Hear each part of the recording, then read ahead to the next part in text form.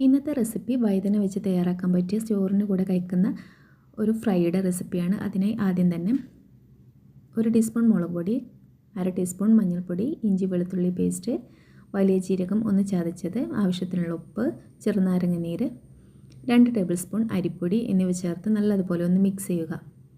ഇനി ഇതിലേക്ക് കുറച്ച് വെള്ളം കൂടി ചേർത്ത് നല്ലപോലെ ഒരു പേസ്റ്റ് ആക്കി എടുക്കണം.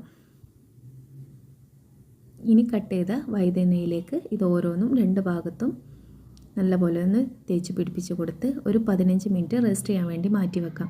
ഇനി ചട്ടി ചൂടായി അതിലേക്ക് വെളിച്ചെണ്ണ ഒഴിച്ച് കൊടുക്കുക. വെളിച്ചെണ്ണ കുറേശ്ശെ ഒഴിച്ച് കൊടുത്താൽ മതി, മുങ്ങി പൊരിയേണ്ട ആവശ്യമില്ല. ഇതുപോലെ ഒന്ന് ഫ്രൈ ആയി എടുത്താൽ മതി. ഇപ്പോൾ 2 ഭാഗവും ഫ്രൈ ആവുന്ന സമയത്ത് ഇത് തിരിച്ചിട്ട് കൊടുക്കാം.